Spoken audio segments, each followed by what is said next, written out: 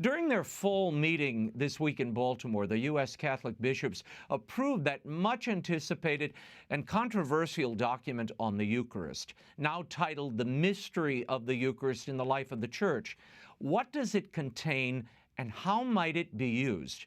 Joining me to discuss is editor of Catholic World News, Phil Lawler. Phil, for a document that has caused such a stir at the last USCCB meeting in June, before a draft was even written, there was almost no public debate or discussion at this meeting about this document. Most of what occurred happened in executive session. Why do you think that was?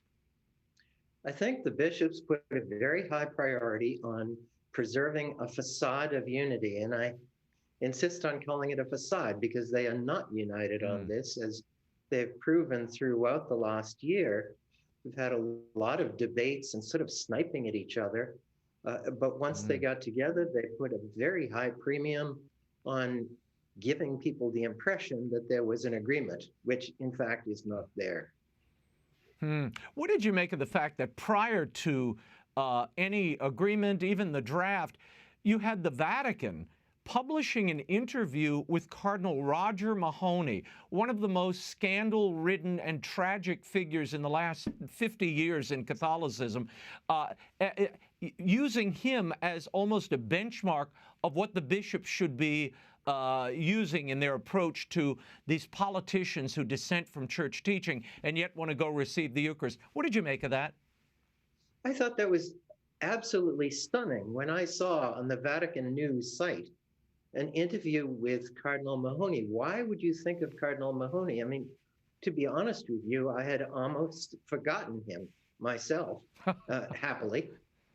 And then suddenly he's raised out of his retirement, out of his more or less forced retirement, to be given a platform by the Vatican to make a statement which itself was truly extraordinary, in that he congratulated the Democratic lawmakers who had issued a statement saying, in effect, that they were going to go ahead with their promotion of abortion irrespective of what the Catholic Church teaches. So there's two quick strikes. First, why this particular prelate is given the platform.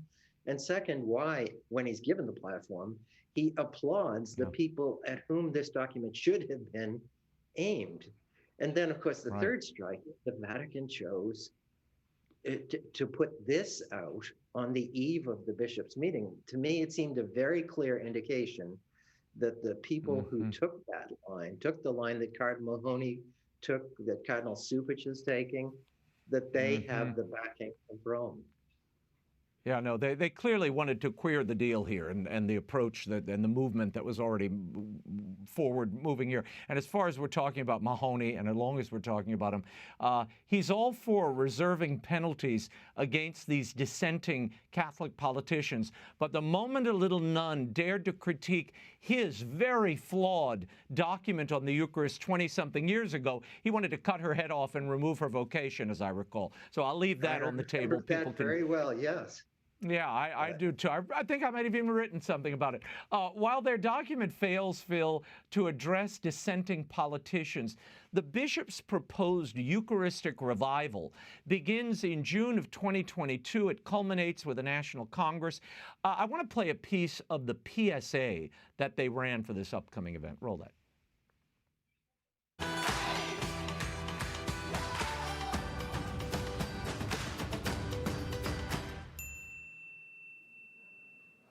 And that is just a snapshot of what Congress attendees will see and experience in Indy. So it ends, the National Conference, Eucharistic Congress, will be in Indianapolis. What do you make of this Eucharistic Revival? I think the idea of a Eucharistic Revival is a fine one. There's no question that there's a need to revive reverence for the Eucharist, to revive reverence in the liturgy. We just had a poll come out this past week, I think, that was showing, once again, a minority of Catholics, even active Catholics, believe what the Church teaches, that the Eucharist is the real presence of Jesus Christ, body and blood, soul and divinity. We need a revival because this is as fundamental a truth as there is in the Catholic faith, and it's widely neglected. widely neglected, I think, because of sloppy catechesis. So the revival is fine. The problem is that this was taken up as a sort of side route to get us off the path of a clear statement about the importance of Eucharistic coherence. And the idea of Eucharistic coherence is a part of what we need in terms of reverence for the Eucharist. If you're going to have a revival, You can't approach the Eucharist, you can't claim you're in communion if, in fact, you dispute and reject the teachings of the Catholic Church. Bishop Michael Duca of Baton Rouge suggested that the marketing for this Eucharistic Congress should invite people to participate in the Eucharist and what it provides and not what Indianapolis provides. That this Eucharistic revival also does not come cheaply. Archbishop Timothy Broglio of the Military Services had this to say. The $28 million price tag on this gathering, I think, might appear to be a bit scandalous if you think about all of the other things that the church needs and asks money for. I'm just thinking of our schools. That's my budget for 4 years for the Archdiocese, and I would imagine in many other smaller dioceses that probably represents even much more. I'm just wondering how we market this $28 million price tag. How do you market it, Phil? It's outrageous, but then this is the sort of gesture that our bishops have come to favor, to make a grand gesture, a sweeping thing, a media hit that will employ a lot of people, give a lot of people opportunities to shine, when the message that they want to drive home or should want to drive home could be sent out loud and clear by any bishop who says, I cannot accept the profanation of the Eucharist, I can't accept sacrilege, I'm going to take action. It's really action that we need. We're past words. Well, you know, here in New Orleans, we had Archbishop Rummel, who excommunicated people for opposing the segregation of schools, or opposing the integration of schools, rather. And he totally excommunicated these people who were public figures, adamantly opposed, and they were acting on racist biases and sentiments. If you don't take a firm and even unpopular stand, it seems to me, on the Eucharist, Joe Biden and Nancy Pelosi are teaching what it means to be Catholic. So much for your Eucharistic revival. I mean, we have to recall this whole Eucharistic document arose from concerns about the discordance of a Catholic president teaching what it means to be Catholic in opposition to his own bishops. Did Biden win this round with the bishops, Phil? Biden won this round.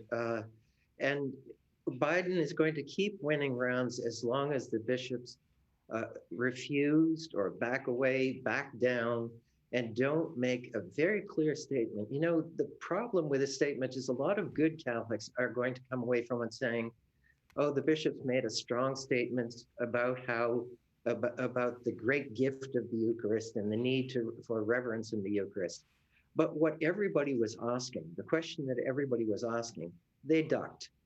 And what comes out of this is a situation in which people feel free to do what Biden does, to do what so many people do, to ignore the teachings of the church and continue to march up for communion.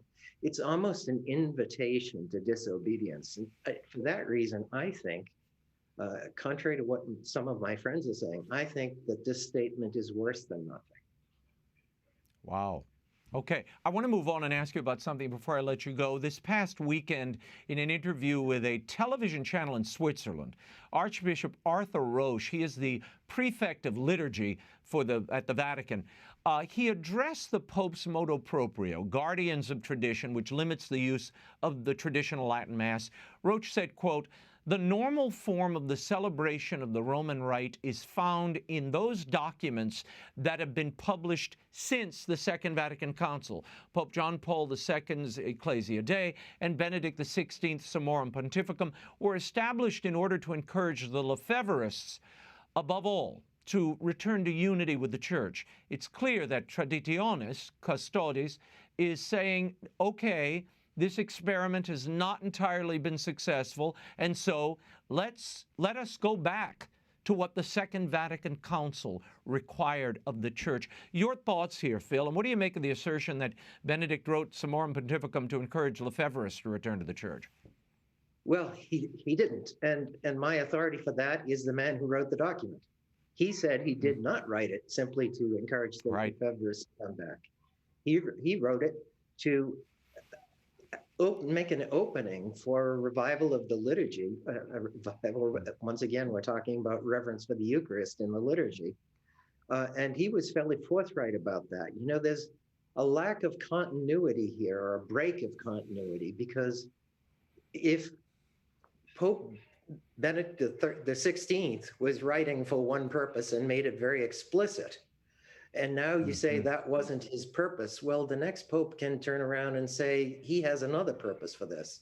And along the same lines, if you say that the Novus Ordo liturgy, the liturgy that's ordinarily celebrated in our churches today, if you say that it is in context with, in continuity with the old form, that what we now call the extraordinary form, how can you say then that the extraordinary form isn't in continuity with what we're celebrating now? There's just a lack of logic and a lack of consistency there. Yeah, well, this rupture, as you said, it's a breaking, and it's never a good thing. And it occurred to me as I read that statement, the progression of the Vatican II liturgy moves through John Paul II and Benedict's papacies. So you saw the maturation of that. That is the liturgy of Vatican II. Now we're having some imaginary flashback to 1965 or 67 and trying to call that the Mass of Vatican II. It's a very curious construction, and as you said, strains logic and the words of the man himself, Benedict, who's still with us. I'll give you the last word.